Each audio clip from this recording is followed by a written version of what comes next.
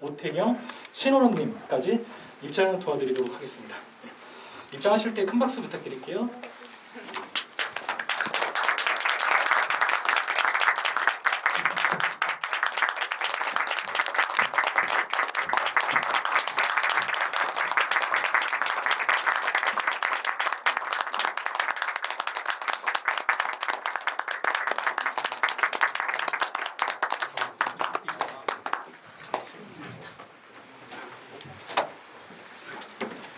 게스트분들이 많으셔가지고 준비하는 데만 정말 시간이 많이 소요됐네요. 오늘 추가로 이제 오태경 배우님, 신원호 배우님 함께 해주셨는데 다시 한번 큰 박수로 맞아주시면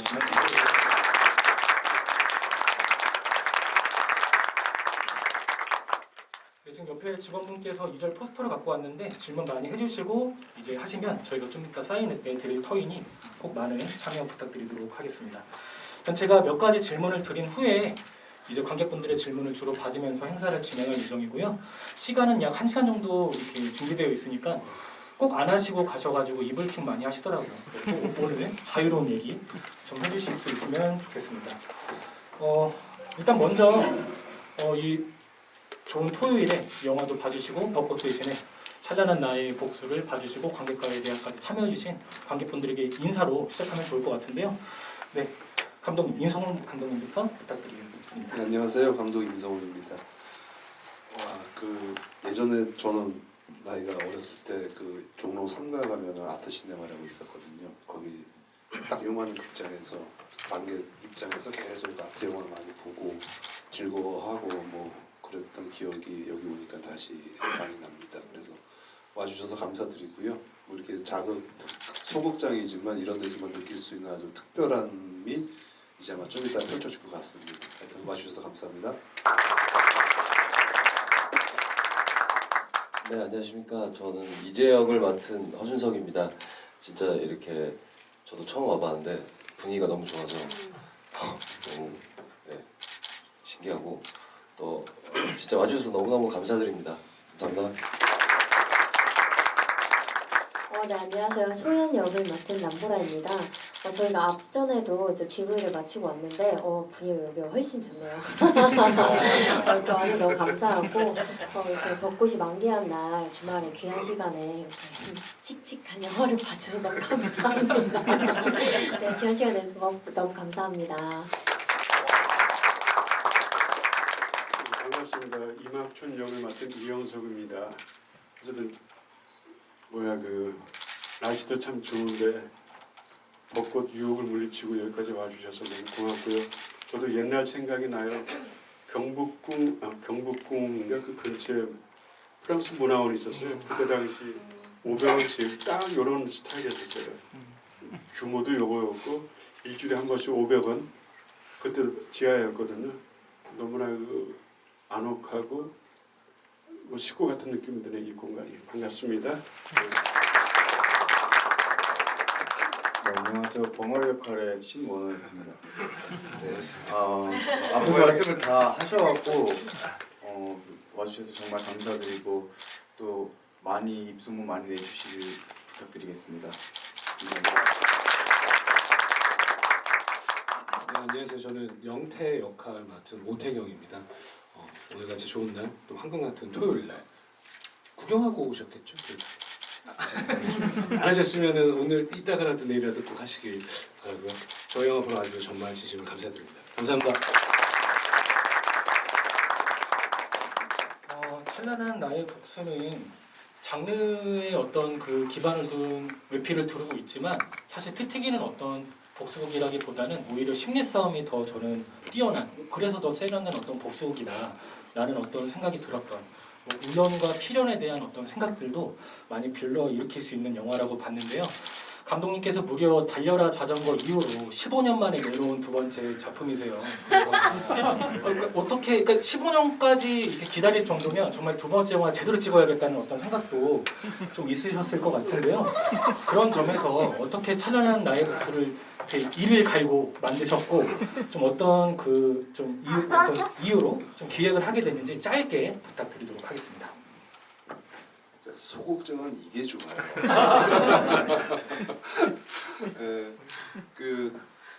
오래됐죠. 오래됐는데 작업 자체는 사실 굉장히 순조로웠어요. 그러니까 생각 자체는 옛날에 했었다가 계속 못 풀었어요. 왜냐하면은 그때 제가 나이가 안 됐는지 이제 아빠를 이해할 수가 없더라고요. 그러니까 아빠의 마음을 그때 떠올리긴 했으나 이해할 수 없어서 감정이입이 안 돼서 이렇게 그냥 묵혀두면서 다른 작업들을 계속 했고요. 2018년인가 18년쯤 됐을 겁니다. 2월인가 11월인가 그때 시놉시스를 그냥 썼는데 그때부터는 사실 진행 속도가 영화치고는 상당히 순조롭게 빨리 왔습니다. 그 다음에 뭐 영진이 지원 받을 때까지만 해도 뭐 거의 논스톱으로 진행이 사실은 된 거고요. 그래서 근데 그게 이제 18년 정도부터 시작을 저는 작업을 한 거기 때문에 뭐 15년은 이제 결과물이 여러분들이 보시는데 15년이 걸린 거고요. 이제 사실은 한 10년 정도의 블랭크가 있었고 그때는 뭐 저도 딴 작업 했었고 뭐 잘 안 되기도 하고 뭐 개인적인 인생을 살기도 하고 뭐 저의 생활 이고 나갔죠. 예. 네. 그럼 캐릭터에 대해서 좀 짧게 하나씩 이제 넘어가 보면서 진행을 하려고 하는데요. 저는 류희재 캐릭터를 보면서 이 영화에 대해서 선과 악의 어떤 구도라고 얘기를 많이 했지만 저는 딱히 선이 아닐 수도 있다라는 생각이 들었던 것 같아요. 오히려 선과 악이라고 이제 납작하게 보면 이 영화의 어떤 가능성들을 더 줄여버리는 게 아닌가라는 좀 생각이 들거든요. 그래서 꿍장면에서도 계속 나오지만 이제 어떤 뭔가 속된 말로 미끼로 쓰게 되는 어떤 죄수를 이제 죽이게도 만들게 되는 어떤 그런 인물이게 되는데 그렇게 되면서 그 인물의 어떤 전사는 아이를 이제 있으니 나는 이제 더 이상 안 하겠다라는 어떤 얘기까지 하지만 이제 그런 어떤 어려운 상황으로 내몰게 되는 어떤 캐릭터기도 한데 그런 점에서 좀 감독님과 이 류희재라는 캐릭터를 얘기를 할 때 좀 핵심이 되는 어떤 축이 있었을 것 같아요. 이런 거를 좀 우리가 갖고 좀 이게 캐릭터를 만들자라는 어떤 좀 소통이 있었을 것 같은데 그런 점에서 그 배우님의 어떤 얘기를 좀 들어보고 싶어가지고 네, 부탁드리겠습니다. 너무 오래돼서 소통을 어떻게 했는지가 사실 솔직하게 말하면 진짜 자세하게는 기억이 안 나는데 근데 아까도 GV를 하면서도 그렇고 이제 감독님 말씀을 이제 다시 듣다 보니 아무래도 그 감독님 아주 잘 저와 같이 작업을 하게 된 계기가 뭔가 아무래도 일반적인 인물의 역할이 아니잖아요. 좀 굉장히 좀 극단적이고 어떤 조금 가볍지 않은 되게 무거운 어떤 조금 역할인데 그것을 이제 건조한 어떤 인물에서 이제 이막촌을 만났을 때 그게 폭발하면서 이제 사람이 점점 변화해가는 그런 어떤 감정의 기복이나 이 증폭을 좀 많이 얘기했던 것 같아요. 아무래도 이게 되게 공소시효가 이제 지나버리고 모든 걸 이제 포기하고 살던 한 남자가 다시 우연하게 자기 아들을 죽인 뺑소니범을 만났을 때의 감정이 어떨까에 대한 어떤 인물에 대한 얘기니까 그런 것들을 좀 섬세하게 표현하려고 많이 감독님하고 얘기를 했던 것 같습니다. 그 섬세라는 단어가 저 감독님의 어떤 연출 방식의 가장 핵 중 하나가 아닐까라는 생각이 드는데 꼭 그런 점에서 달려라 자전거도 엠포털에서 저렴한 가격에 보실 수 있습니다. 꼭 같이 보시면 정말 그런 어떤 섬세함에 대해서 많이 느끼실 수 있을 거라 생각이 들어서 좀 덧붙여보고 어디서 볼 수 있을까요? 불과 몇 년 전까지만 해도 유튜브 검색하면 다 나왔었거든요. 근데 지금은 저도 잘 모르겠습니다. 감독님이 올리세요. 채널을 봐서.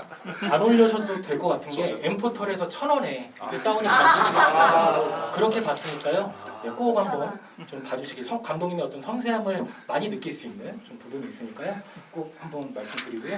그리고 엄소연 역의 남보라 배우님, 뭐 미혼모인 것까지는 잘 모르겠지만 싱글맘으로 지금 있는 어떤 것이고 사실 이런 복수극에서 여성 캐릭터가 나온다고 했을 때 남성들이나 어떤 복수의 장르에 복무하게 되는 어떤 그런 식으로만 기능적으로 쓰이게 되는 부분이 있기는 한데 약간 유희재 캐릭터와 정반대에 있다고 생각했던 것 같아요. 이제 같이 남편을 잃기도 했지만 물론 좀 상황은 좀 다르지만 아이를 잃게 된 갑작스럽게 잃게 된 건 좀 다르긴 하지만 그거를 이제 우울로 가는 대신에 오히려 너무 당차게 연기해 주신 그런 모습들이 좀 그래서 류희재 캐릭터도 좀 이렇게 더 이렇게 뭔가 마음에 담게 되지 않았을까라는 좀 생각이 드는데 좀 그 캐릭터를 좀 이렇게 연기를 하실 때 뭐 감독님과의 어떤 소통이나 어떤 생각들에 대해서 좀 얘기를 해주시면 좋을 것 같아요. 네. 그 너무 너무 정확하게 말씀을 해주셔서 제가 조금 더 덧붙여서 얘기를 하자면 맞아요. 그 제가 처음에 대본을 봤을 때도 그렇고 연기를 하면서도 느낀 거는 제가 이재를 바라봤을 때 느꼈던 감정들은 나도 저렇게 아픈 시절이 있었는데 저 사람도 그 아픔에 대해서 지금 너무 많이 괴로워하고 있겠구나. 근데 이제 먼저 그 과정을 지나오고 이제 완료된 사람으로서 잘 회복된 사람으로서 그 과정들을 잘 이겨내면은 나처럼 되게 좋은 다시 정상적인 생활을 지낼 수 있을 텐데 라는 생각을 많이 들었고 그래서 나랑 같은 아픔을 가진 저 사람을 나와 같이 좀 좋은 곳으로 이끌어 줘야겠다 이런 생각을 진짜 많이 했어요.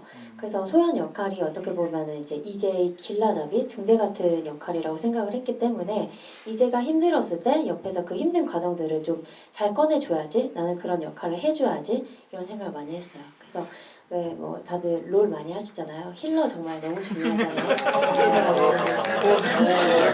힐러. 근데 오버워치 메르시 같은 역할을 했다. 저 가죠. 준비한 멘트예요. 네, 왠지 저 엄소영 캐릭터의 그런 성향을 안 나머지 이제는 상당히 이제 어떤 뭔가 모성애를 건드는 어떤 태도를 많이 취했던 것 같아요. 약간 좀 그런 부분에서 좀 이제 어떤 소연의 마음을 좀 움직이지 않았나 싶은데 약간 좀 우스갯소리로 여쭙자면 극 중에서 그 보험을 가입하려고 할 때 이제 하나 딱 이제 인서트되는 장면이 있는데 그 법정 상속인을 이제 그러니까 뭐라 그래야 될까요? 그걸로 이제 뭐 처리를 이제 하겠다고 이제 뭔가 체크를 하는 부분이 있는데 저는 그걸 보면서 이제 가족이 아니라 법정 상속인을 이제 선택하게 되는 셈인 거잖아요. 이제가 그런 게 맞나요, 감독님? 제가 이해를 잘 못한 건가요? 그 보험은 상속인이 보통 1순위가 그렇죠. 뭐 배우자, 네, 2순위 맞아요. 자식, 3순위가 위에 어머니 아버지 이렇게 되는데요. 이렇게 체크했다는 건 나한테는 가족이 없다. 나한테는 가족이 없다. 그 의미였습니다. 그러니까 저는 그때 이제가 약간 소연과 이제 뭔가 같이 해야겠다라는 거를 그걸 이제 체크함으로써 무슨 말씀인지 제가 좀 약간 저는 약간 그러니까 그런 큰 그림이 있었다. 나는 약간 생각이 들었어요. 물론 결과론적인 얘기지만 이제 너가 될 거야. 그렇죠. 약간 저는 그렇게 느꼈거든요. 약간 다 보고 나서 결과론적인 얘기지만 좀 그런 고단수의 느낌이 아니었을까 좀 생각이 들어가지고 좀 우스갯소리로 좀 덧붙여보고요. 그리고 뭐 저는 사실 이영석 배우님을 주연으로 만난다는 것 자체에 약간 희열이 있었던 것 같아요. 이 배우님을 더 길게 보고 싶다라는 생각이 늘 있었는데 이렇게 나온 거에 되게 좀 감격을 많이 했는데요. 이막촌 이 캐릭터는 기본적으로 이런 얘기 좀 그렇지만 사이코패스의 좀 어떤 면이 있는 것 같아요. 지인들도 다 죽게 되고 한때 이제 엄청난 양아치로서 날렸기도 했던 약간 그런 캐릭터이기도 한데 좀 저는 이 배역을 아까 좀 전에 그 선생님께서 이제 인사를 하시는데 그 톤이 좀 남아 있으셔가지고 그래서 저는 완전히 만들었다고 생각을 했거든요. 그래서 어떤 그 말투 같은 거 듣고 있으면 이렇게 외모를 보지 않아도 이거는 정말 범상치 않은 어떤 캐릭터겠다라는 걸 느끼게 되잖아요. 그런 부분에서 좀 뭐랄까 이 이막촌 캐릭터를 연기할 때 좀 주안점에 둔 어떤 부분들이 있다라고 하면 감독님과 혹시 뭐 소통한 부분이 있다라고 하면 같이 좀 얘기를 해주시면 좋을 것 같아요.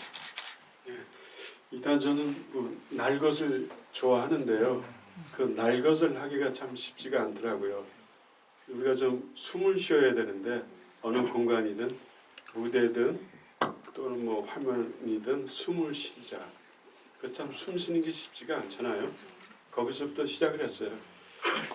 그리고 이 작품을 처음 의뢰가 왔을 때 사실 저는 가장 익숙한 배역은 지구의 돌면서도 얘기했지만 노숙자 역할이라든지 그 다음에 폐지 줍는 할배 그리고 또 뭐가 있을까요? 경비 아저씨, 그리고 또 뭐 이제 스님, 뭐 이런 역할이 저한테 익숙한 배역이었고 그 부분은 사실은 뭐 참 딱히 이렇게 연구하지 않더라도 이렇게 쉽게 했었는데 처음 이 배역이 왔을 때 야 참 이거 어떻게 해야 되나 그래서 감독님하고 개인적으로 내가 자신이 없으니 이거 어떻게 한번 해볼까 그래서 영화사에서 사무실에서 레슨 좀 받자 내가 그래서 찾아가서 전화도 드리고 한 며칠 했지요. 그럼에도 불구하고 이게 쉽지가 않더라고요. 그래서 어쨌든 저는 이 나쁜 역할이지만은 전 이 영화를 시작이 보는 사람마다 각각 그 다르지만은 저는 뭐랄까 이거 상처라 할까요? 상처, 폭력 뭐 이런 주함을 주면서 이거 역할을 어떻게 해야 되나 감독님하고 얘기를 했었는데 뭐 이웃에서 볼 수 있는 평범한 할배 참 착한 할배다. 저런 사람이 무슨 이런 일을 할까? 그래서 누구나 이웃에서 저 할아버지는 그럴 사람이 아니야. 그래서 좋은 할아버지로 이렇게 접근을 했어요. 거기에서 이제 그 인간의 양면성을 할까요? 이런 것들이 이제 이면 요걸 좀 중점적으로 가지고 이제 출발했었습니다. 예. 맞아요. 좀 납작하게 좀 사이코패스 같은 면이 있다라고 얘기를 했지만 좀 어떤 우리 주변에서 볼 수 있는 이렇게 별로 특별하지 않은 어떤 인물인데 이런 어떤 좀 악행의 것들을 좀 이렇게 발생시킬 수 있다라는 것들은 저희로서 더 오히려 그냥 악으로 그냥 점철된 캐릭터보다 더 소름 돋게 하는 좀 면들이 있었다라고 생각이 들어서 덧붙여봤고요. 신원호 배우님께는 왜 캐릭터 이름을 안 준 건가요? 왜 벙어리로만? 그거는 좀 아쉽다. 그래도 좀 줘야 되는 게 아닌가라는 건데 좀 반론을 좀 들어보고 싶네요. 그러니까 이름을 장명을 시나리오를 쓸 때 하잖아요. 그게 시간이 의외로 오래 걸려요. 의외로 오래 걸리고 그 사람의 어쨌든 이 배우님들을 만나기 전이잖아요. 저는 이제 컴퓨터 모니터만 보고 있는 상황이거든요. 근데 그랬을 때 그 유이지라는 이름을 짓는데도 며칠 걸리고 소연이는 조금 빠르긴 했었고 그다음에 이막촌이라는 이름을 생각해내는데도 며칠 걸려요. 근데 이제 벙어리는 그냥 벙어리 자체가 그냥 이미지가 들어온 거예요. 이막촌 항상 옆에 있어서 말없이 묵묵하게 반 발짝 뒤에서 항상 서 있는 존재. 이제 그렇기 때문에 그 이미지가 들어와서 벙어리라는 어떤 배 역을 썼죠. 근데 영태도 이름은 있는데 그거는 이제 그냥 어떤 실질적인 캐릭터이기 때문에 조금 쉬웠고 벙어리도 역시 아주 일반적인 캐릭터는 사실 아니잖아요. 우리가 그래서 이제 이름을 안 주고 이제 벙어리라고 그렇게 했습니다. 네. 대사를 하지 않은 대신에 온몸으로 이제 연기를 좀 보여주셨다라는 좀 생각이 들게 되는데요. 사실 이런 캐릭터가 있을 때 약간 악의 옆에서 이제 보좌하는 캐릭터가 있을 때 예컨대 올드보이 같은 작품들 딱 생각할 수 있잖아요. 마지막에 이제 제압을 하거나 사실 그런 부분이 있을 수 있는데 멀찍이서 이제 응시하는 모습으로만 많이 좀 나오게 되는 것 같아요. 물론 뭐 복싱 장면 너무 인상적이기도 한데 혹시 좀 그런 내 역할이 좀 더 뭔가 더 어필될 수 있으면 좋겠다라는 어떤 좀 이게 생각도 있었을 것 같고 혹은 찍었는데 좀 이런 부분들은 좀 잘 안 나간 것 같다 뭐라는 생각도 있을 것 같은데요. 좀 그런 얘기들을 감독님이 잘 들을 수 있도록 사실 벙어리가 이름이 있어요. 권투 시합 장면 하실 때 보시면 피혁진 선수라고 하거든요. 이름이 피혁진이고요. 제 이름은요. 그리고 사실 어떻게 보면 이막촌 선생님의 보디가드처럼 옆에서 지켜보기만 할 뿐이지 저 스스로에 대한 설정과 감독님이랑 잠깐 얘기했던 거는 저한테 저를 고아 때부터 이렇게 키워주신 분을 부모님, 아버님처럼 생각할 수도 있고 나중 가서는 저는 이막촌 선생님이 몰래카메라 CCTV를 했었을 때는 그때는 진짜 지독하게 외로운 남자로서 보이게 되더라고요. 그 씬이 있었는데 편집이 돼서 네, 그걸 많이 안 보여줬던 것 같습니다. 네. 그게 제일 중요한 씬이었는데. 네, 그렇습니다. 그러네요. 저희 뭐 공약으로나마 좀 이렇게 나중에 추후에 꼭 그런 좀 이렇게 잘린 컷들이 좀 공개됐으면 좋겠다. 좀 그런 생각이 들어가지고 꼭 오늘 말씀해주신 거 좀 유념해 주시기를. 유튜브 채널을 하나 만들게요. 좋아요 추천 눌러주시면 예, 말씀했기 때문에 꼭 SNS 등으로 널리 퍼뜨려서 말로만 해주시는 게 아니라 실질적으로 이제 행동으로 옮길 수 있게 꼭 많은 좀 이렇게 부탁 좀 드리고요. 오태영 배우님이 연기한 영태, 저는 오태영 배우님 너무 오랜만이고 저는 사실 조난자들 같은 작품에서 너무 인상적으로 봤거든요. 이게 좀 옛날 작품이긴 하지만 이번 작품에서도 사실 이제의 어떤 약간 좀 뭐랄까 의문스러운 어떤 부분들을 잘 이제 케어하면서 약간 좀 뭔가 두 형사의 어떤 느낌들을 좀 같이 낼 수 있는 것들 혹은 뭐 형님이라고 부르면서 옆에서 많이 보좌를 하게 되는데 영태 역시도 약간 좀 더 뭔가 이렇게 이 서사에서 좀 더 기능할 수 있는 어떤 뾰족한 게 있었으면 좋겠다라는 또 생각이 좀 들었는데 그런 어떤 맥락에서 신원호 배우님이 얘기해 주신 것처럼 좀 뭐 그런 아쉬웠던 부분이라거나 아니면 좀 찍었는데 왜 안 나갔을까 뭐 이런 부분이 있으면 좀 같이 성토의 얘기를 좀 부탁드리도록 하겠습니다. 저 동참을 하고 싶은데요. 사실 이 찬란한 나의 목소리라는 작품에 참여를 하게 됐던 이유가 이제 좀 일단 책을 재밌게 봤었고요. 시나리오를 재밌게 봤었고 그 다음에 제가 한 번도 형사 역할을 해본 적이 없었습니다. 지금까지. 한 번 없었을걸요. 네, 그래서 사실은 약간 사심이 많이 들어갔다라고 말씀을 드려야 될 것 같아요. 한번 해보고 싶었어요. 맨날 조난자들이라는 작품 이후로 감옥에 가거나 사람을 죽이거나 나쁜 짓만 하고 맨날 잡히는 사람이었는데 드디어 잡아볼 수 있는 역할을 해서 전 저의 사심의 영화였습니다. 죄송합니다. 그렇군요.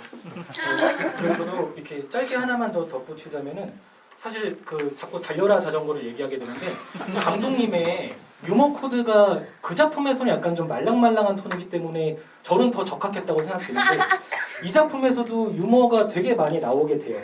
특히 이재가 탕수육을 했을 때 아들의 표정은 그건 사실 저희의 표정이 아니었을까 라는 좀 생각이 들 정도여서 이거는 배우님께서 연기하시는 게 되게 멋쩍기도 하고 만만치 않겠다 라는 좀 생각이 들었어요. 그래서 예컨대 뭘 사고 나서 바로 환불합시다라고 얘기하는 것들이나 이틀이나 잤네 이렇게 너스레를 떨거나 하는 것들은 되게 유머 코드가 좀 어떻게 보면 좀 생뚱맞게 들어갈 수도 있겠다라는 좀 생각이 들었는데요. 그런 점에서 감독님께 이제 본인 영화의 어떤 유머의 철학이라거나 그런 부분에 대해서 좀 짧게 얘기를 해주시고 특히 그런 부분을 많이 소화하셨던 이제 황준석 배우님께서 좀 그런 민망함은 없었나 이런 것도 좀 같이 좀 여쭙고 싶네요. 얼른 얘기 좀 해보세요. 이런 분위기 진짜 너무 좋습니다. 유머 코드의 철학이요. 사실은 제가 농담을 되게 좋아해요. 말은 사실 별로 안 하고 살거든요. 말은 되게 없는 편인데 저 말 안 하고 살아요. 그런데 이제 농담을 계속 좋아하는데 그게 저는 재밌었어요. 아니 왜 웃으세요? 저는 이제 재밌었고 그때 이제 보라 씨가 맨날 저한테 시나리오 볼 때부터 아이고 냉동인간 그랬거든요. 그래서 그 냉동인간 그때 처음 냉동인간인가 이거 전자레인지에 어떻게 3분 정도 들어가 있다 나와야 되나 그런 생각도 하고 이런 게 그래서 이제 하여튼 그랬는데 어쨌든 제가 뭘 말해도 변명이긴 한데 아까 뭐랄까 그 시간을 잃어버린 이제의 정서적인 냉동인간을 표현했다 이런 정도로 이해해 주시면 감사하겠습니다. 네. 이렇게 무말을 시킬 줄은 냉동인간을 표현하는 할 말이 없는 네, 허전석 배우님의 좀 얘기를 들어보고 싶네요. 좀 어떠셨어요? 사실 저도 나름 그래도 지금 한 10 이제 이런 매체나 이런 연기를 한 게 한 12년, 13년 됐으니까 나름 그래도 저도 짬밥이라는 게 있고 그리고 사실 개그라는 것은 코미디라는 걸 할 때 저도 못하지는 않는다라는 어떤 자신감이 있었는데 이번에 가장 큰 고비가 왔었고 아무리 해도 집에서 아무리 연습을 해봐도 도저히 넘어가지지가 않더라고요. 그래서 이것을 감독님께 조심스럽게 이거 그냥 다른 걸로 바꾸면 어떨까요? 그래서 여러 가지 아이디어를 드렸는데 들어주신 척 하면서 이걸 꼭 해달라고 자꾸 말씀하셔서 결국에는 뭐 하긴 했지만 예, 많이 좀 속상하기도 하고 힘들기도 하고 제 스스로 반성을 너무 많이 했던 것 같아요 그때. 나는 이 정도밖에 안 되는 배우구나. 이거 못 살리다니 뭐 이렇게. 제가 아까 시니컬하게 얘기했지만 분명 어떤 취향에 맞으셨던 분들 많았을 것 같아요. 다만 이제 어떤 나 때보다는 좀 미래로 이제 좀 향할 수 있게 좀 소연 캐릭터처럼 좀 그런 어떤 좀 결기를 좀 감독님께서 좀 이렇게 담아주시면 어떨까라는 좀 생각이 들고요. 지금 질문이 계속 쌓이고 있어가지고 제가 천천히 좀 소화를 하도록 하겠습니다. 아, 질문을 여기서 네, 여기 오픈 채팅방 통해서 지금 질문 받고 있습니다. 쌓이고 있어가지고 제가 좀 빠르게 좀 질문을 좀 이렇게 하도록 하겠습니다. 이거를 많이 인상적으로 보신 분들이 많을 것 같아요. 이제가 남원 집에 갔을 때 되게 약간 좀 열악한 어떤 상황이지만 집은 너무 좋다라고 표현을 하고, 근데 이제 한쪽에 곰팡이죠, 그거는. 이렇게 한쪽 벽면에 있는 그 곰팡이를 이제가 사실 계속 닦는 거라는 어떤 그거는 상징적으로 굳이 말씀을 드리자면 어떤 그거를 빨리 이제 지워내고 새로운 어떤 것들을 이제 나아가게 되는 것들로 볼 수 있을 텐데, 결국 그 벽이 허물어지잖아요. 이제 영태가 이제 들어오게 될 소연이나 들어오게 될 때 허물어지게 되는데, 저는 그 어떤 그 곰팡이가 사라지는 것도 사라지는 거였지만 빛이 되게 좋았던 것 같아요. 네. 저는 그 영화가 굳이 말하자면 아까 이막촌 연기하셨던 이제 이영석 배우님이 그 집에서 연기할 때도 그 조명을 너무 잘 써가지고 얼굴의 그 표정들이나 이런 게 정말 되게 섬뜩했는데, 좀 그런 점에서 이게 첫째로 여쭤보자면 이 관객분께서는 그 이제가 집에 그 곰팡이가 있는 벽을 부순 건 어떤 의미인가요라고 좀 얘기를 해주셨는데, 뭐 어느 정도 짐작을 하시겠지만 감독님이 좀 더 이제 아니면 배우님께서 뭐 혹은 뭐 편하게 네, 얘기해 주시면 좋을 것 같아요. 지금 마음에 있는 얼룩이고요. 그러니까 이렇게 사람이 살다가 상처를 받으면 이게 자기 심연 속으로 가라앉게 되면 뭐 좀 삐뚤어져요. 외롭고 그러면 자꾸 세상을 삐딱하게 보고 마음속에 자꾸 얼룩이 쌓입니다. 왜 나한테만 이런 일이 생길까? 왜 다른 사람들은 다 행복해 보이는데 나만 이러고 살까? 이제 이러면서 나쁜 일로 빠지게 되는데 이제 그 얼룩입니다. 네. 그래서 그냥 그거를 그냥 화가 나서 부수는 거예요. 그리고 뭐 제가 빛과 어떤 어두움이라고 굳이 이제 이번법적으로 얘기를 드렸는데, 그 학촌이 죽게 될 때 좀 인상적이었던 건 그때도 볕이 들어오고 있는 것 같아요. 늘 어두운 어떤 느낌이었다면, 그리고 또 희미한 웃음이 되게 인상적이었고, 마지막에 이제 같은 경우도 이렇게 뭐 햇살이 들어오는 어떤 차 안에서 이제 있게 되는데, 저는 그 장면을 굳이 놓고 보자면 그 학촌의 대사를 빌려보자면 무엇을 보았는가 둘은, 무엇을 보았길래 웃음을 지었을까 라는 좀 생각이 들어서 그 부분에 대해서 이영석 배우님과 허준석 배우님께 좀 여쭤보고 싶네요. 예, 그 처음 그 이제 아들 교통사고 났을 때 아무렇지도 않게 쭈그려 앉아가지고 어가 보이니 이러고 한마디 하는 게 있어요. 어가 보이니 그게 중첩돼서 마지막에 내가 죽을 때 그런 어떤 그 상상력을 제 나름대로 하는 거죠. 그 해석을 해서 뭐 이렇게 좀 이용하면 어떨까 제 나름대로 해석이에요. 예, 그렇게 이해해 주시면은 되겠네요. 마지막 제가 죽을 때. 그렇죠. 무언가 딱히 얘기하는 것보다 배우님의 말씀이 저는 너무 좋았다라고 생각하고, 허준석 배우님도 말씀. 그 돌아가는 차 안 말씀하시죠? 네, 엔딩 씬에서. 네. 어쨌든 제 인생에 그 뺑소니 아들이 죽은 그 사건으로 인해서 제 인생은 멈춰졌고, 그것에서 평생 그렇게 살 거라고 생각했지만 어떤 새로운 희망이라는 것을 보게 되고, 그것을 놓치고 싶지 않다로 이렇게 살고자 이제 살아가고 싶다라는 어떤 뉘앙스에서 결국에는 제 나름의 이막촌에 대한 어떤 용서를 하고, 이제 지금까지 쌓여왔던 것들이 이제 보내준다, 털어낸다, 뭐 이런 느낌이었던 것 같아요. 그 앞장면에서 이제 진정한 이제 그 가족이 된 어떤 모습을 죽은 아들이 이제 판타지로 등장을 해서 사진을 찍어주게 되는데, 그 부분과 연결지어서 보면 분명 어떤 해피엔딩의 어떤 측면이 있고, 또 이 부분은 달려라 자전거 보시면은 똑같이 이런 어떤 연출법으로 되게 인상적인 부분을 이제 전달해요. 그렇기 때문에 꼭 달려라 자전거를 꼭 한번 봐주세요. 이게 후반부에 느끼실 수 있을 겁니다. 어떤 건지. 네, 그렇게 좀 얘기를 좀 드리고요. 그리고 또 신원호 배우님께 질문이 있다고 합니다. 아까 잠깐 얘기 드리긴 했지만 대사가 없이 표정과 몸동작으로 캐릭터를 표현해야 했는데 그죠? 이런 상황에서 연기를 한다라는 게 오히려 어떻게 보면 대사가 더 편할 수도 있거든요. 그런 부분에서 약간 좀 중점을 두신 어떤 방식이 좀 있다라고 하면 좀 궁금하다라는 질문을 주셨네요. 일단 몸으로 했던 거는 약간 복싱적인 거여서 한 2달 정도 준석 선배님이랑 복싱장에 열심히 가서 연습하고 액션 스쿨에서도 되게 합을 많이 맞춰본 거여서 그거는 몸에 밴 거 같은데 그 외적으로 제가 표현할 수 있는 게 이제 눈빛이라고 감독님도 말씀을 해주셔서 그 부분에 대해서 계속 그냥 제가 이막천 선생님을 바라볼 때나 이재를 바라볼 때 어떤 감정을 가지고 바라볼지 내가 이 사람 관계에서 좀 더 깊게 생각해 보려고 노력했던 것 같습니다. 한 관객분께서는 벙어리 캐릭터가 있었기 때문에 이막촌이라는 그 영감님의 캐릭터가 더 멋있을 수 있었다. 벙어리가 없었으면 훨씬 심심한 영화가 됐을 듯하다. 아무래도 팬이신 것 같은데요. 그러면서 캐릭터 이름을 붙인다면 알랭드롱으로 붙이고 싶다라는 네, 이건 정말 극찬의 좀 하나인 것 같은데 네, 그렇게 얘기를 주셔가지고 좀 이제 더해 보고요. 그리고 한 관객분께서는 이재와 소연의 아들 케미가 상당히 인상적이었다. 잔소리를 덜 받기 위해 엄마한테 보여줄 영상을 찍었는데 한편으로는 이재를 아빠로 생각하고 보여주는 거라고 이해했습니다. 뭐 혹시 뭐 그런 부분에서 더 디테일한 의도가 있을까요? 라고 질문을 주셨는데 혹시 뭐 이 부분에 대해서 좀 붙여주실 분 있으실까요? 네.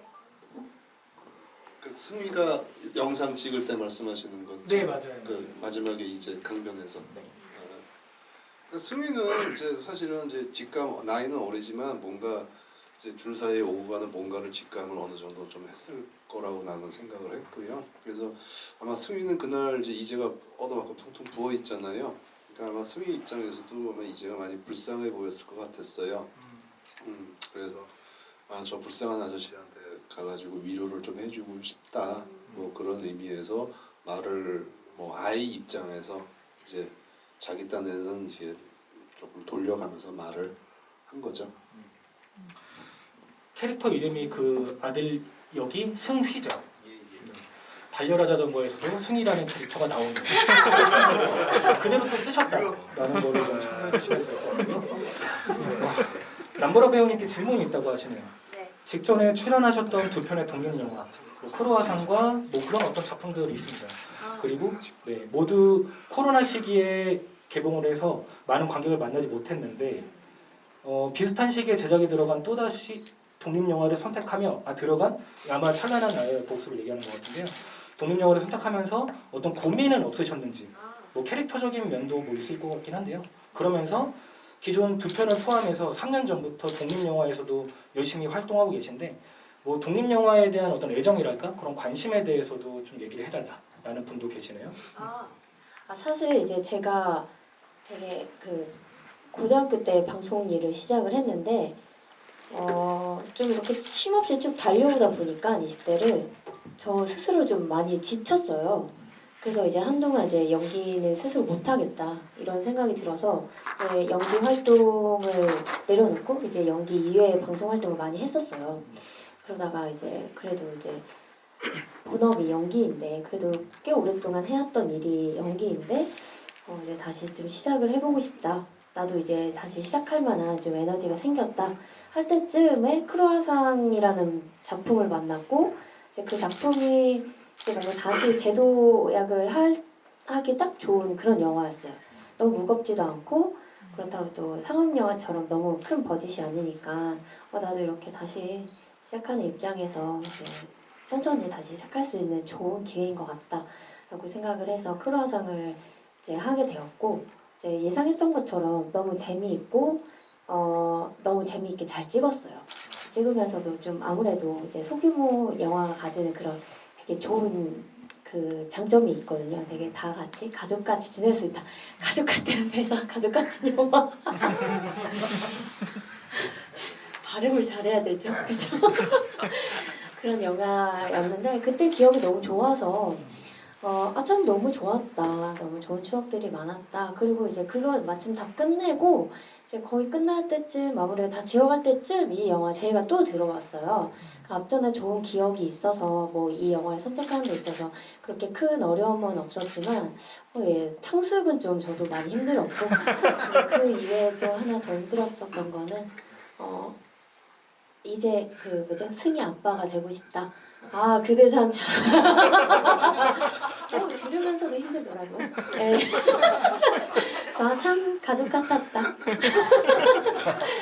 그래서 이제 다시 이제 저에게 이제 뭐라 그러지? 더 큰 물을 들어가기 전에 좋은 추억들을 많이 만들어준 두 작품들이어서 나중에도 그냥 많이 기억이 날 것 같아요, 여러분. 네, 감독님. 허준석 배우님이나 또 이제 보라 배우님이나 그리고 너무 좋은 건 이제 활발하게 또 활동을 이렇게 하시면서 독립영화씬에 대해서 사실 놓지 않고 있다라는 어떤 느낌이 뭐 저 허준석 배우님의 홈 같은 작품도 너무 인상적으로 봤는데 뭐 그런 어떤 것들을 좀 많이 좀 이렇게 그런 배우님들이 좀 많아졌으면 좋겠다. 더불어서 감독님 뭐 이영석 배우님 그렇게 캐스팅하게 된 거는 정말 어떻게 보면 뭐랄까 쉽지 않은 어떤 선택이었을 것 같은데 그런 좀 이렇게 도전적인 분들이 좀 많아졌으면 좋겠다라는 얘기가 생각이 들어서 좀 덧붙이고요. 오태현 배우님 저는 시나리오 같은 작품에서 되게 너스레를 많이 떠는 어떤 캐릭터로 저는 봤었거든요. 이 작품에서도 비슷한 결이었던 것 같아요. 약간 그렇게 좀 너스레를 떠는 어떤 그런 부분들이 있었을 텐데 그래서 아까 잠깐 얘기 드렸지만 그런 것들이 막 많이 나와요. 이제 그 이제가 먼저 이렇게 늦게 와놓고 막 가니까 막 인생 막사네 막 이렇게도 얘기를 하고 하는 어떤 부분들이 있었는데 그런 어떤 이 작품에서 그런 캐릭터를 어쨌든 그렇게 좀 만드실 때 그런 어떤 연기법 같은 것들이 좀 이 작품에 좀 있었어야 되는 부분이 있었을 텐데 그런 부분에 대해서 조금 더 얘기를 들어보고 싶네요. 배우님. 아까 말씀드렸던 것처럼 약간의 사심으로 이제 시작을 참여를 하게 된 작품이었는데요. 사실 그것도 사심이었습니다. 그러니까 형사인데 무겁지 않고 가볍게 이제 유이재라는 캐릭터와 뭔가 막 대비가 돼야 되고 선명히 뭔가 달라야 되는 그런 지점이 아닌 원래 그냥 남원이라는 그 시골이라고 해도 되는 거죠. 남원이라는 시골에서 그냥 근무를 하고 있는 좀 쾌활한 활발한 형사 좀 안 해봤거든요. 쾌활한 활발한. 네, 사실 이거는 제 두 번째 사심이요. 죄송합니다. 이 영화는 저의 사심의 영화 같습니다. 그래서 원래 또 이렇게 수다 떠는 것도 좋아하고요. 성격도 좀 그런 성격이 있어서 그렇게 접근을 하고 생각을 하는 것 자체는 많이 어렵지 않았던 것 같아요. 하지만 또 같이 감독님이나 같이 연기한 저희 배우분들이 잘 받아주셔서 감사하죠. 감사합니다. 좋습니다. 너무 연기하는데 너무 떠드니까 집중을 못 하겠고 좀 말을 할까 말까 고민도 많이 했는데 어쨌든 뭐 좋은 친구가 됐습니다. 그때는 힘들었지만 결국에는 잘 봉합이 됐다는 식으로 좀 생각해 주시면 될 것 같고요. 네, 아무래도 학촌 캐릭터에 대해서 궁금함이 많으신 것 같아요. 학촌이 이제에게 본인을 죽이도록 하고 그 장면을 영상으로 찍었는데 왜 그걸 영상으로 남기려고 한 건지 궁금합니다라고 얘기를 했는데요. 약간 일종의 테스트인 것 같아요. 리트머스 용지를 딱 됐다라고 생각이 드는데 졌다라는 어떤 표현도 하게 되잖아요. 좀 그런 부분에 대해서 저 배우님의 어떤 얘기를 좀 들어보고 싶어가지고 이영석 배우님께서 그때 어떤 그 캐릭터의 심정이라고 해야 될까요? 그런 부분에 대해서 좀 더 붙여주시면 좋을 것 같습니다. 그게 이제 참 뭐라고 할까요? 나쁘죠. 증거를 남기는 건데 몰래 이제 몰래 두 번 세 번 죽이는 거죠. 그러니까 그 전부 다 이렇게 장치 다 해놓고 나는 그냥 뭐 마치 성인인처럼 이렇게 죽어가고 그거를 이제 이 벙어리한테 야 네가 다 나중에 잘 처리해서 내가 뭐 성인이 될지 아무도 모르는 사람 증거 하나도 없이 뭐 이렇게 되는 순간이라고 할까요? 그렇게 되는 게 아닐까 싶네요. 한 관객분께서는 학초는 병원에서 6개월이면 이제 끝이라고 했는데 10년을 더 살았다라는 말을 하는데 이 기간은 뺑소니의 공소시효 기간 10년을 떠올리게 한다라는 얘기를 주시면서 또 다른 공소시효처럼 느껴지는 이 시간은 늘 죽음을 마주하면서도 오랜 시간 동안 반성하지 않는 학촌이라는 인물을 설명하기 위한 또 다른 설정인지 궁금합니다라고 얘기를 해주셨는데 아까 뭐 말씀하셨던 일종의 악의 평범성 같은 개념들을 좀 놓고 생각한다라고 하면 뭐 이 캐릭터가 뭐 어떻게 해서 뭐 이렇게 됐다라는 것도 있겠지만 뭐랄까 어쨌든 뭐 꼭 그런 어떤 인과가 없더라도 이렇게 좀 나올 수 있는 어떤 부분이 있을 수도 있을 것 같은데요. 감독님께 이 부분에 대해서 좀 그 뭐 일종의 학촌의 어떤 그 뭐 전사라거나 뭐 그런 설정에 대해서 조금 네, 덧붙여 주시면 좋을 것 같아요. 이막초는 기본적으로 제가 쓰긴 썼습니다만 이게 일반인은 사실 이해하기 힘든 캐릭터예요. 이해하기 힘든 캐릭터고 그럼 이 사람을 나는 어떤 사람으로 생각하고 접근을 해야 될까 아니면은 우리가 뭐 신화나 이런 데 나오는 절대 악 뭐 이런 개념성 상징성 가지고 접근을 해야 되나 이제 하면서 작업을 했거든요. 그러니까 이런 캐릭터를 쓸 때는 전사 같은 게 나와요. 왜냐하면 안 나오면은 이게 실제 살아있는 사람이라고 보기가 조금 저도 저런 분을 못 만나봤거든요. 그러니까 그 전사를 나름대로 정리를 합니다. 나름대로 정리를 하고 이제 거기서 이제 시나리오 작업을 들어가게 됐죠. 그러니까 이막촌하고 이제 이재랑 이막촌 집에서 대사하는 장면 있잖아요. 그러다 보니까 그 대사 씬을 제가 정말로 한 달을 썼어요. 썼다 지웠다 하면서 그러니까 이 대사와 그 안에 품은 어떤 감정, 의미 같은 걸 따로 쫙 정리를 하고 이건가 저건가 이러면서 그 씬만 제가 딱 한 달을 썼어요. 그러니까 그럴 경우일수록 그 사람의 대사라든가 이런 것에 대해서 신경이 많이 쓰입니다. 왜냐하면 아주 일반적인 사람인 것 같지만 그 뭐 악당이라는 걸 말해줄 수 있는 게 우리는 말밖에 없잖아요. 뭐 영화에서 칼로 사람을 찔러 죽이는 장면이 있는 것도 아니고 이제 그런 식으로 이막촌의 캐릭터는 이런 저런 스타일의 캐릭터들은 다 모든 감독님들이 그런 식으로 조금 작업을 하고 하실 겁니다.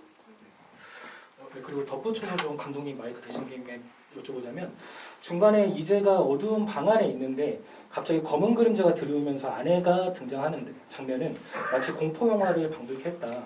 관객이 그런 느낌을 받길 의도하신 건가라고 얘기를 주셨는데 사실 저는 이 부분이 좀 이 영화에 계속 따라가는데 약간 좀 걸림돌이 될 수 있는 부분이라는 생각이 들거든요. 그러니까 플래시백이나 어떤 환상 장면이 생각보다 많이 이렇게 나오는 부분들이 있어요. 예컨대 이 장면에서도 원래 학촌의 신문 장면을 보다가 갑자기 이제 아내가 나오게 되는 어떤 장면으로 이어지고 그 다음에 이제 그 곰팡이로 나오게 되는 그 장면이 이렇게 겹겹이 연결이 되어 있으니까 이게 약간 관객들이 그냥 딱 따라갈 때는 약간 좀 어렵게 느껴지는 부분이 좀 있었을 것 같아요. 그래서 약간 뭐 꼭 그 장면에 국한하지 않더라도 감독님의 어떤 그런 그 플래시백이나 그 환상에 대한 어떤 그런 연출에 대해서 좀 그런 생각 방금 제가 얘기드렸던 일종의 진입장벽일 수 있는데 그런 부분에 대해서 좀 생각이 있으셨는지. 그건 왜 그러냐면은 이제 저는 이 영화를 시나리오를 쓸 때 그 생각을 했어요. 결국에는 이재가 이막촌을 이제 용서를 하는 거거든요. 용서를 하면은 어떻게 되는가? 용서를 함으로써 이제는 비로소 과거로부터 자유로워졌다가 저는 이 시나리오 엔딩의 핵심이라고 생각을 했습니다. 이 영화 엔딩의 핵심. 그래서 자유롭기 때문에 이제 떠나는 것이고 그러면 자유롭기 전까지는 이제는 뭘 해도 과거에 사로잡혀 있어야 돼요. 그러니까 우리가 복수를 하는 사람들은 어떤 과거에 일어난 일에 대해서 우리가 응징을 하려고 하잖아요. 그러면은 우리 현재가 사실은 과거 일을 향하고 있는 거예요. 우리는 시간은 이렇게 흘러가고 있지만 우리 머릿속은 마음은 뒤에 있다고요. 그러니까 저는 인생을 사는 것 같지만 이 인생이 사실 존재하는 게 아닙니다. 이 과거에 의해서 내가 지금 살아가는 것들이 지배받고 있는 상황인 거예요. 그래서 시나리오를 쓸 때도 과거와 현재를 계속 교차를 시켜줬어요. 왜냐하면 이제는 지금 남으면서 살고 있지만 머리와 마음 어딘가는 지금 계속 과거에 지배받는 입장이라고요. 네, 그러니까 그런 죄의식이나 아내와의 관계에 어떤 고통스러운 생각, 기억 이런 것들이 그냥 수시로 지나갈 겁니다. 평범하게 사는 것 같아도 이제 그런 의미에서 이제 영화 전체적으로 이제가 떠나기 전까지 플래시백을 계속 주면서 이제가 과거에 사로잡혀 있다라는 것을 얘기를 해보고 싶었습니다. 그러니까 공포 영화처럼 한 거는 맞아요. 왜냐하면 이제한테는 그게 되게 고통스러웠던 기억이거든요. 네, 또 관객분들 질문하겠습니다. 개인적으로 뺑소니는 방관에 의한 고의적 살인이라고 보는데요. 우연성에 의거했던 이유로 이제가 그 학촌의 만남 초반에 복수를 망설이는 이유가 있나요? 라는 질문을 주셨는데 자, 그 정도 울분이라면 당장 응징해도 사실 모자랄 수도 있겠다라는 좀 생각이 드는데요. 혹시 이 질문에 대해서 허준석 배우님은? 네. 그러니까 그 이제가 학촌을 만났을 때 복수를 망설이는 이유가 있나? 뭐 그러니까 꼭 그때 복수를 계획할 수도 있는데 그런 것보다는 네, 그냥 이렇게 흘러 넘어가게 되는 것에 대해서 아니 이게 뭐 비유가 적절한지를 모르겠는데 저 뭐 주변에 친구들 경험이나 이렇게 들어봐도 이게 좀 작은 사소한 어떤 에피소드지만 실제로 이제 자기 애인이 바람을 피는 걸 목격했을 때 거기서 바로 뭘 할 수 있나라고 했을 때 막상 진짜 그걸 경험했던 분들은 아무것도 못한다고 다들 말하더라고요. 그래서 평생을 쫓아다녔지만 진짜 내 눈앞에서 진짜 뺑소니범을 봤을 때 이게 뭔가 바로 뭔가 어떤 것들이 나올 수 있을까라는 생각이 들어서 혼란스러웠을 거다라는 생각을 먼저 했던 것 같아요. 됐나 모르겠네요. 저 이제가 그러니까 모르겠어요. 그 우연과 필연에 대해서도 아까 얘기를 했는데 사실 이제가 그 아들을 데리러 갔었더라면 사실 그런 사고는 일어나지 않았던 어떤 부분들이 있었던 거잖아요. 그래서 어쨌든 그런 부분도 함께 좀 이렇게 짚어주고 싶어서 얘기를 좀 같이 드려봤고요.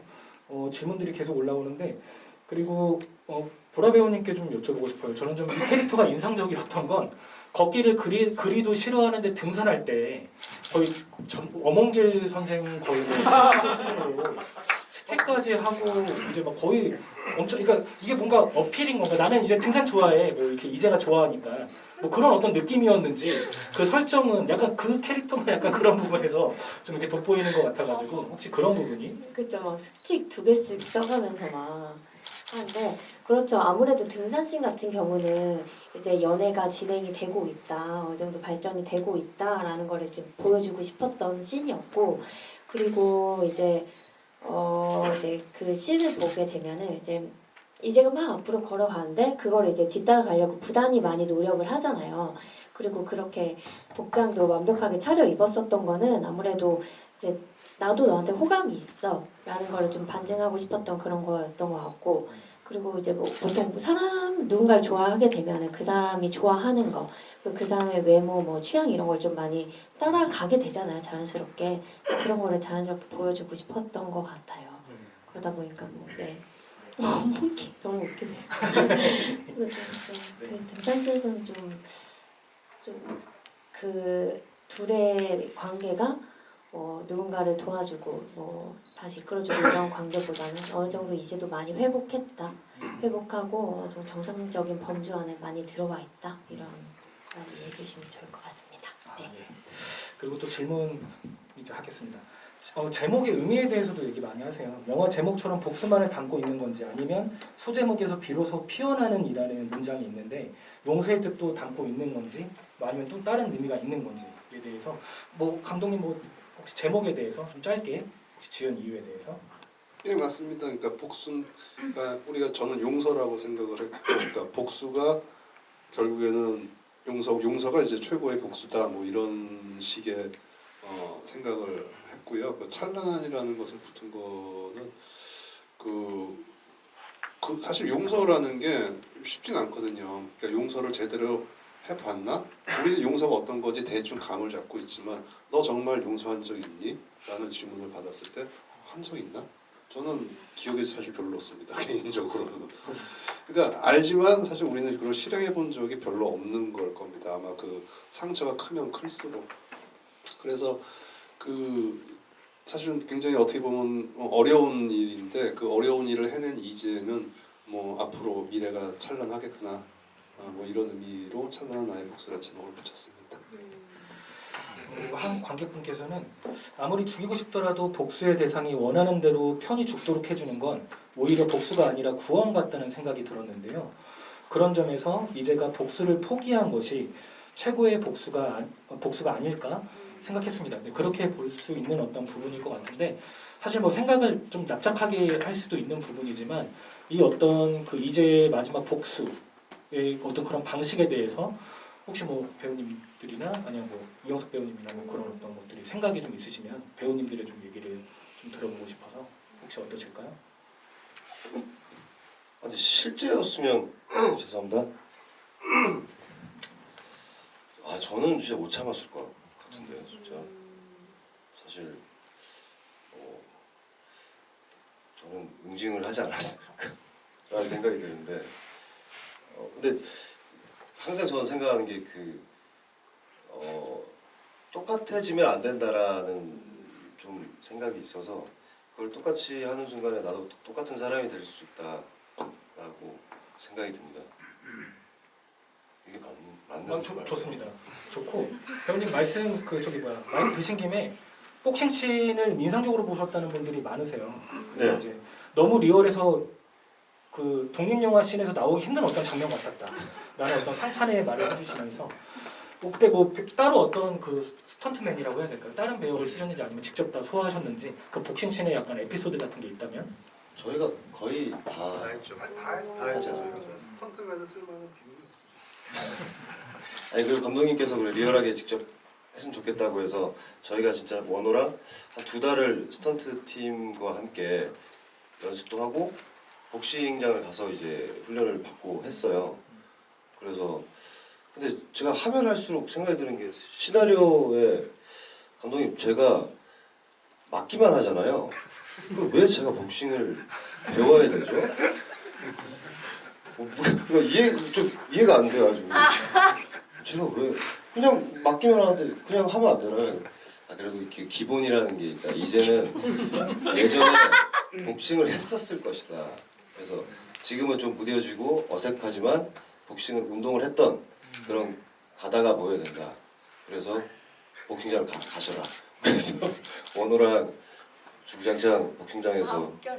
했습니다. 원호가 근데 또 실제로 되게 몰입을 잘하는 배우예요. 그래서 촬영이 아닌데 리허설. 너무 그냥 계속 때리더라고요. 그래서 원호야 좀 적당히 했으면 좋겠어. 여기는 연습장이잖아. 이렇게 많이 얘기하기도 했습니다. 그렇죠. 그냥 굳이 이제 얘기 드리자면 어쨌든 카운터 히트를 한 번씩 이제 날릴 수 있는 어떤 그 복싱 씬에서 그런 어떤 힘을 좀 모으고 그 역량을 좀 드러내는 어떤 장면이라고 생각했는데 혹시 뭐 배우님 악감정은 없었던 거죠? 그 촬영에서? 악감정은 없는데 저도 오태경 형님처럼 약간의 사심이라면 제가 지금까지 했던 역할들이 되게 당했던 역할들이어서 이번 역할로 조금 화풀이 좀 한번 해봤습니다. 좋습니다.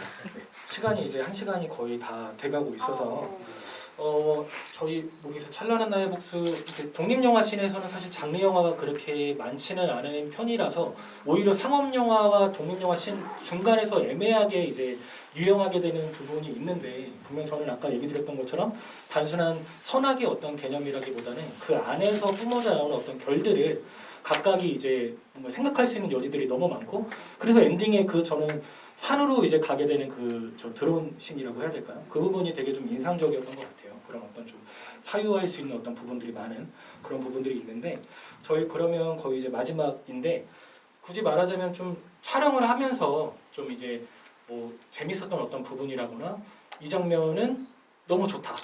좀 많은 관객분들이 좀 알려줬으면 좋겠다. 라는 어떤 것들이 있다라고 하면 배우님 괜찮으실까요? 먼저 하셔도 괜찮아요? 네, 그럼요. 네, 그럼 저기 있습니다. 오세훈 배우부터 해서 쭉 하나씩 들어보는 걸로 네, 하겠습니다. 저는 사실 이렇게 오늘 저도 영화를 처음 봤습니다. 그 전에 못 봤고요.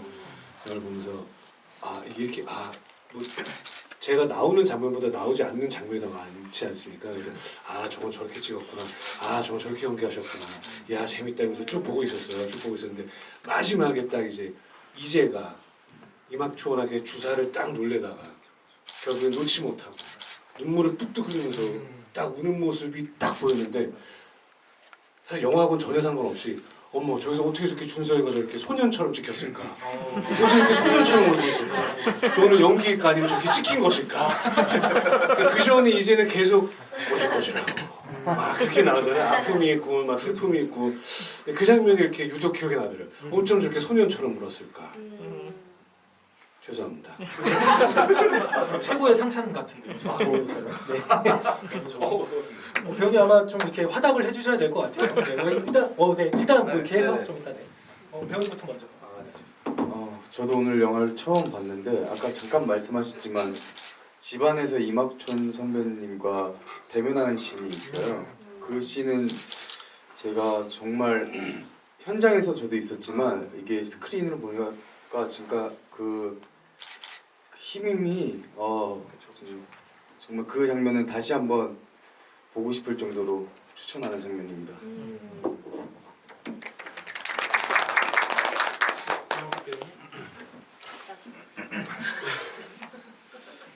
저는 그 뭐 명장면이라면 역시 그 권투 씬인 것 같아요. 권투 장면인 것 같고 남자들이 땀과 이렇게 부딪히고 피나고 이런 부분이 좀 강렬했고요. 개인적으로는 그 이재와 첫 씬, 그 화장실 씬인데요. 그 씬이 이제 저는 이런 거였죠. 이거 처음 일어난 일이다. 그래서 말도 섞지는 않았어요. 왜냐하면은 앞에서 얘기했듯이 날 것이란 무엇인가. 그래서 우리가 제 생각이었죠.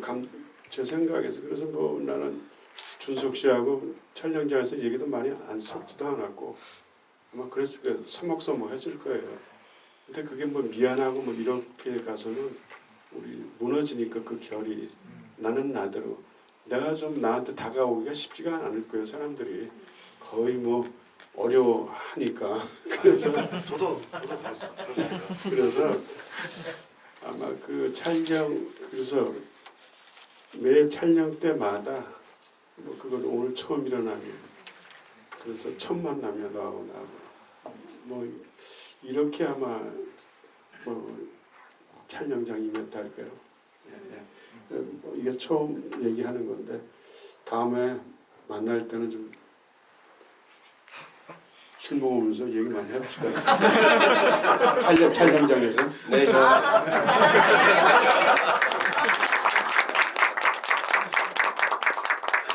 네. 저도 이제 아무래도 이제 독립 영화가 가지는 그런 장점들이 많이 있어요. 독립 영화를 보면은 소재도 다양하고 그리고 배우들의 연기 영역에 있어서도 다양한 시도 실험들을 많이 할 수 있는 점에서 굉장히 좋은 이제 바닥이 되는 것 같다는 생각을 진짜 많이 했어요.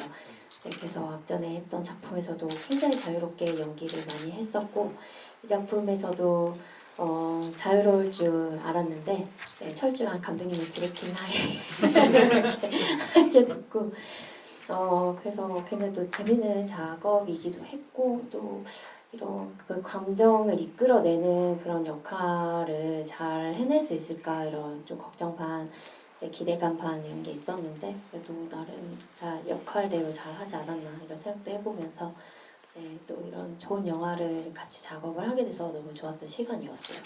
아무래도 이 영화를 저도 작품을 이제 작업을 하면서 많이 느끼게 된 거는 이 영화가 가지는 결말이 저는 굉장히 좋았거든요.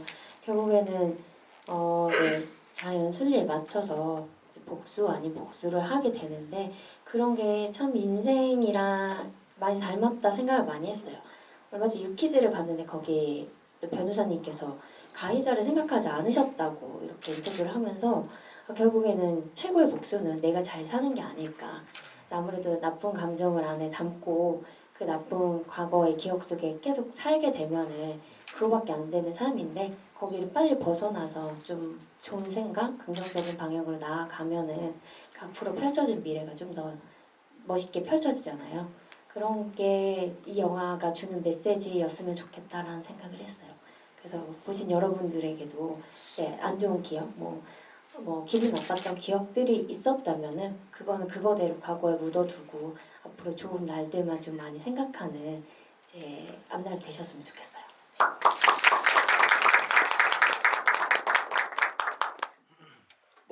일단 화답을 하자면 그 오태경 배우랑 저랑 동갑이에요. 근데 이제 태경 배우는 당연히 첫 만남 때 내가 선배라고 생각했을 것이고 저한테 깍듯하게 인사를 했던 것 같은데 아마 그런 것들 때문에 그 장면이 소년처럼 나와서 너무 신기했던 것 같아요. 너무 고맙다. 그리고 저는 이제 너무 다 좋은 장면들을 말씀해 주셔서 저는 뭐 아무래도 영화를 작업하게 되면 모든 장면 찍었던 모든 장면을 오롯이 그냥 영화에 담으면 너무 좋겠지만 이제 작품의 어떤 흐름상 이제 작품에서 조금 이제 없어진 씬들도 있는데 개인적으로 원래 영화의 처음이 이제 꿈으로 시작을 했어요. 그래서 산에서 이제 아들이랑 같이 등산하는 장면이 원래 처음 시작이었는데 근데 그 장면이 저는 개인적으로 저도 아까 막 사석에서 얘기하다 보니까 그 장면이 참 나왔으면 어떨까라는 생각도 좀 들기도 하네요. 네. 감독님 꼭 공개해 주시는 걸로 해주시고 그러면 감독님부터 감독님 뭐 사실 뭐 그 장면 얘기해 주시겠어요? 그럼 얘기해 주시고 마지막 끝 인사를 남기면서 앞으로의 계획까지 덧붙여서 그럼 이제 다시 역으로 가는 걸로. 네네. 저는 이제 마지막으로 마이크를 잡는 걸로 하겠습니다. 사실은 많은 씬을 찍었고 그 편집이라는 걸 하다 보면 어떤 씬은 뭐 잘 나오기도 하고 어떤 씬은 뭐 기대에 못 미치기도 합니다. 뭐 근데 저희가 이제 여건이라는 게 좀 한정된 여건이 많았습니다. 게다가 와 코로나 생전 알 수 없는 괴 바이러스가 2020년 초에 한국에 들어왔잖아요. 그래서 와 이건 또 뭐니 이제 이런 괴 바이러스 이제 이러면서 생전 처음 맞이하는 상황이 된 거죠. 저 역시 그 상황에서 그러면 이걸 어떻게 열정으로 밀어붙여서 극복을 해야 되는가 아니면은 이제 어떻게 조심조심 가야 되는가 하다가 아 이제 정체를 알 수 없는 코로나랑 싸우지 말고 조심조심 하자 그러면서 뭐 딜레이 시키고 미루고 뭐 이런 과정이 좀 있었습니다. 네, 현장 여건도 이제 녹음치는 사실 좀 않았고요. 이제 그래서 저기 배우들 계시지만은 이제 사실 항상 좀 미안했어요. 왜냐하면은 이제 현장에서 그 감독들도 배우들과 얘기하면서 뭔가 생각지 못한 더 좋은 장면, 더 좋은 아이디어 이런 것들을 담아갈 수 있다면 그거는 뭐 감독들도 그걸 되게 좋아하거든요. 근데 이제 저희 상황이라는 게 이제 그게 안 돼서 제가 이제 배우들이랑 뭐 말도 못하고 찍고 나면은 뭐 모니터를 보여줄 시간도 없고 이제 찍었으면 오케이 가자 하고 다음 바로 넘어가고 이제 뭐 이런 식으로 계속 돌아가야 되는 급박한 상황이었습니다. 이제 그런 면에서 현장에서 대화를 많이 못하고 뭐 이제 그런 것이 제일 미안하고 두 번째로 미안한 건 아무래도 저는 탕수육이 되겠죠. 그 지점에 대해서는 미안해 해야 되는 거죠. 이제 앞으로 계속 이 영화가 틀어지는 어디선가 이제 사라질 때까지 저는 그 지점에 대해서 배우들한테 이제 조석 씨와 보라 씨한테 미안해하면서 이제 살 거고요. 그다음에 이제 저는 이제 관객분들 뵈니까 이제 너무 반가워요. 왜냐하면 사실 소극장을 제가 안 간 지 꽤 오래됐습니다. 저도 CGV, 메가박스 이런 대극장 위주로 이제 시설이 아무래도 좋다는 이유 하나만으로 이제 가다가 여기를 다시 오니까 와 너무 좋은 거예요. 왜냐하면 제가 영화를 정말 좋아할 때 이런 거였거든요. 그때는 이제 저희는 비디오 테이프였잖아요. 비디오 테이프인데 이제 비디오 테이프도 뭐 볼 수 있는 것도 뭐 많이 없었습니다. 뭐 젖소 부인 바람나이도 있었고 아니면은 딴 뭐 아주 이상한 영화도 있었고 그걸 다 그래서 이제 이런 소극장들을 많이 찾아다니면서 그때 사실은 영화하는 지금 한국 영화하는 주축 감독들이 있는 스태프들이 거기서 많이 만났어요. 실제로 거기서 많이 만나고 저 아저씨 여기 있었는데 이거 보러 왔네. 영화제 조그만 영화제들 그러면서 이제 거기서 이제 힘들이 처음 시작할 때 한국 영화의 어떤 지금 잘 나가는 감독님들이 되신 분들도 다 그런 식으로 이렇게 힘을 모아간 겁니다. 그래서 저는 이제 이런 극장 와주신 게 저는 너무 이제 반갑고 일단 제가 막 옛날에 에너지를 받는 것 같아서 너무 좋고 하여튼 다시 한번 감사의 말씀드리겠습니다. 시간이 없으므로 이제 앞으로의 어떤 근황에 대해서 짧게 이제 배우님부터 덧붙여 주시는 걸로 하고 저희 마무리하겠습니다. 계획이나 근황. 계획 근황이요? 인사해도 돼요, 인사. 네, 인사와 같이. 네. 어쨌든 사실 저도 사적인 뭐 감정을 말하자면 저도 사실 이런 한 작품을 끌어가는 인물의 역할을 하는 경우가 거의 잘 없고 이번이 좀 그런 기회가 돼서 사실 오늘 관객분들이 많이 안 오시면 어떡하나 이런 생각도 진짜 많이 했어요 집에서. 근데 진짜 너무 꽉 이렇게 채워주시고 이렇게 자리해 주셔서 진짜 진심으로 너무너무 감사드립니다. 네.